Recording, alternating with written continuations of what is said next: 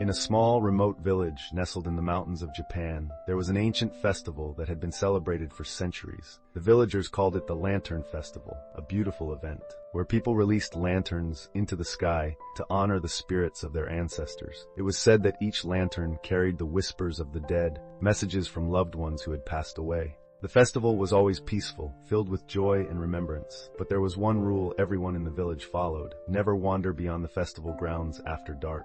For it was believed that the mountain was home to restless spirits, particularly the Onryo, vengeful ghosts who had suffered great wrongs in their lives. The Curious Boy. One year, a curious boy named Hiroshi, who had recently moved to the village with his family, didn't believe in the old tales. He had always been skeptical of superstitions. He didn't understand why people were afraid. Ghosts aren't real, he told his friends, laughing at their fearful faces as they prepared for the festival. Hiroshi was brave, some said too brave for his own good. He decided he would test the village's ancient rule and explore the mountain after dark. It's just a story to scare people, he thought. As the evening of the Lantern Festival approached, the village was filled with joy.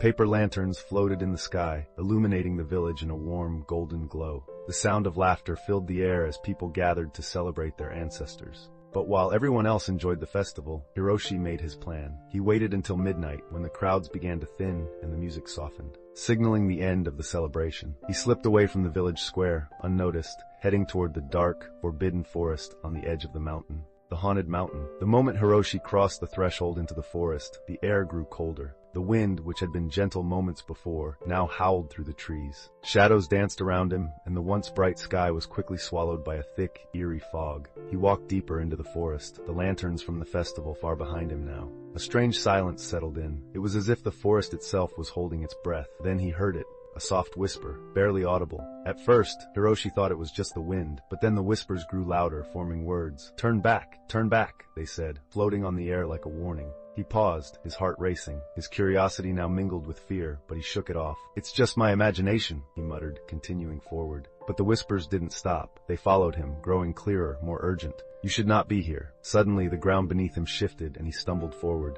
Falling into a small clearing, when he stood up, he froze in terror. In front of him was a large, ancient stone covered in strange, unreadable symbols. Around the stone were lanterns, similar to the ones used in the festival, but these were dim, barely glowing. The whispers grew louder, swirling around him. The lanterns, don't touch them. But Hiroshi's curiosity had taken over again. He reached out, his hand trembling, to touch one of the ancient lanterns. The moment his fingers brushed the surface, a cold wind howled through the clearing, and the whispers became screams. Shadows emerged from the ground, swirling around him.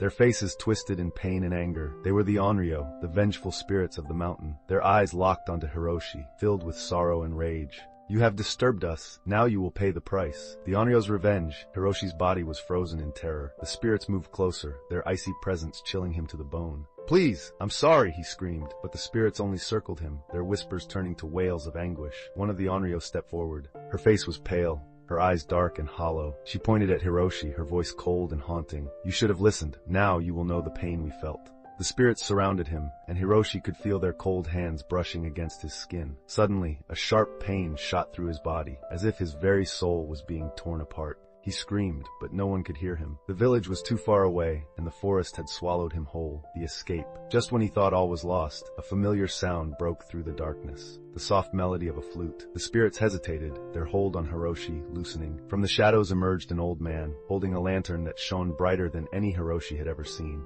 It was the village elder, the guardian of the festival. He walked calmly toward Hiroshi, his eyes filled with understanding and sorrow. You should not have come here, young one, the elder said softly, raising his lantern high. The light from the lantern forced the spirits to retreat, their wails fading into the distance. These are not spirits to be disturbed. Hiroshi, shaking and weak, collapsed to the ground. I'm sorry, I didn't believe.